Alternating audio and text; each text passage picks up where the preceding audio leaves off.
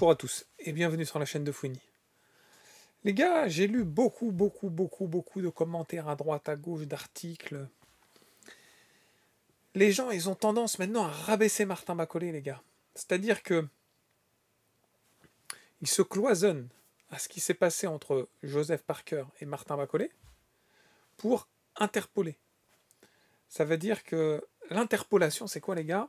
Ça veut dire qu'ils sous-entendent clairement que ce qui s'est passé entre Martin Macaulay et Joseph Parker, c'est représentatif de la forme, du niveau de forme de Martin Macaulay. Les gars, j'ai l'impression qu'ils oublient tout. Voilà, ils font érase du passé, et ils regardent que localement ce qui s'est passé à un instant T, et blablatent. Ouais, Macaulay, tu nous as déçus, Macaulay, ceci, Macaulay, cela. Et les gars, je pense qu'il faut remettre les choses dans le contexte, il faut arrêter. Hein. Il a été affronté, Joseph Parker. Qu'on soit d'accord ou non, pour de l'argent ou pas, ça c'est un autre débat. Mais il a été l'affronter sans conditionnement. Il n'avait aucune condition physique. Il a été avec la forme du moment, c'est-à-dire aucune préparation. Et en plus de ça, il s'est tapé le voyage, il s'est tout tapé pour combattre direct dès qu'il arrive. C'était logique, malheureusement, c'est malheureux à dire, logique qu'il y ait eu défaite. Mais c'est pas pour autant que ça représente l'image de Martin Macaulay. Bien au contraire. Il y a des facteurs déterminants qu'il faut prendre en considération. Donc, à un moment donné, il faut laisser le temps à Martin Macaulay de se préparer et de juger un Martin Macaulay quand il est en forme. Donc, là, ça va être le cas. La carte de Canelo, elle est sortie début mai. Martin Macaulay sera contre Efe Ajagba, 3e combat en partant du haut, les gars. Avant-dernier combat, si vous préférez, avant Suras et avant Canelo. Il va falloir clairement que vous observez à ce moment-là le vrai Martin Macaulay. Et encore, il aura eu une préparation un peu écourtée. Parce que finalement, il aura 2 mois de préparation. 2 mois de préparation, ce qui est déjà pas mal. C'est mieux que 0, les gars. Ça, c'est clair. C'est mieux que 0. Et là, à ce moment-là, vous pourrez juger Martin Macaulay.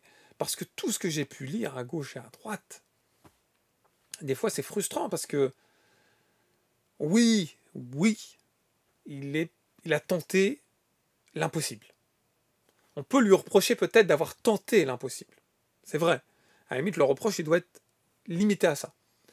Mais en aucun cas, le comparer à son vrai niveau de forme. C'est incomparable.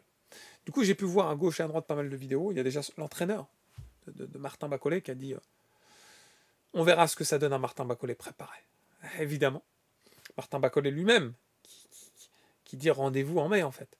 Je pense qu'il a tellement hâte d'en découdre, tellement hâte de combattre en ayant un état de forme correct, en fait. Je dis pas en étant au sommet, mais en ayant déjà ne serait-ce qu'un état de forme correct, d'affronter Ajagba en ayant ce cardio, en ayant ce dynamisme, en ayant ces réflexes. Et là, on va avoir un autre boxeur, les gars, je vous le dis. Et c'est pas la pesée qui sera déterminante. C'est pas un Martin Macaulay à 128, 131 kg qui fera la différence. Effectivement, s'il est à 136, 137, on peut dire qu'il est un peu lourd. Mais même à 136, 137, s'il est affûté en termes de technicité, d'entraînement, de réactivité, ça sera déjà pas le même que contre Parker.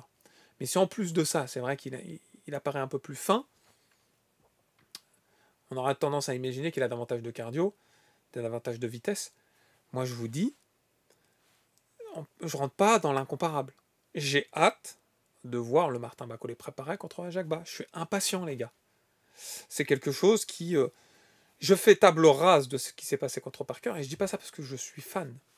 C'est pas du tout... Ça aurait été encore 2 autres boxeurs. Vous voyez, quand ça arrive des boxeurs de dernière minute qui arrivent comme ça et qui tentent le coup de poker et qui se font rétamer. Ça arrive très souvent. Quand ça se produit, je leur jette pas la pierre. Par contre, à l'inverse, effectivement, quand un boxeur de dernière minute comme ça arrive et renverse le combat, au contraire, je le mets extrêmement en lumière. Mais la réciproque fait que je vais pas elle n'existe pas.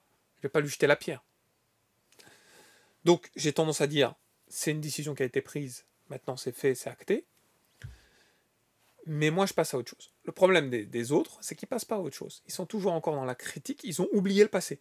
Ils ont oublié Bacolé contre Anderson, ils ont oublié Bacolé contre Takam, contre l'Ukrainien, contre Yoka, ils ont tout oublié.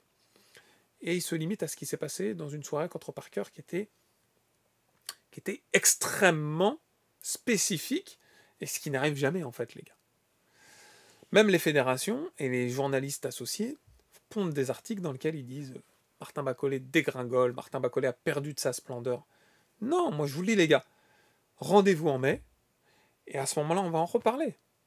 Contre Ajagba, évidemment rien n'est fait, ça reste un combat poids lourd. On a vu ce qui s'est passé contre Parker, même si Bacolé n'était pas préparé sur le haut du crâne. Mais tout a une conséquence. Quel que soit le champion, s'il se fait toucher sévèrement, il va prendre cher.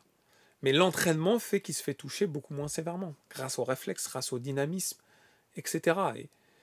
Et là, il est arrivé fatigué, épuisé. Vous voyez, un boxeur qui a des réflexes, il fait tout pour éviter ce genre de situation. Mais à côté de ça, il fait tout aussi pour toucher en parallèle, et il rend hommage à son entraînement. J'ai hâte qu'on soit en mai pour que les pendules soient remises à l'heure, les gars. Tous ceux qui sont en train de critiquer Martin Bacolé de manière négative, j'ai hâte d'entendre ce qu'ils vont pouvoir dire, écrire en mai. Et je pense que lui-même, Martin Bacolé, il a hâte de remettre un peu les pendules à l'heure, de se remettre au devant de la scène, parce que ce combat, il a lieu. Beaucoup avaient dit à Jacques Ball, allez les voir à côté. Moi-même, j'ai commencé à le craindre. Non, le combat a lieu. Peut-être l'argent a été mis sur la table, j'en sais rien, mais le combat a lieu. Et le combat, derrière, il aura une conséquence. Une conséquence pour Ajagba, une conséquence pour Martin Bacolé, et une conséquence pour vous, spectateurs, qui, pour beaucoup, ont dénigré Martin Bacolé. On attend de voir, les gars. Attendez de voir la suite. Soyez patients. Ça arrive très, très, très, très vite. Voilà, les amis. N'oubliez pas le petit pouce, le pouce qui fait plaisir, et si ce n'est pas déjà fait, de vous abonner à la chaîne. Dans tous les cas, les amis, je vous dis à très vite. Ciao, ciao.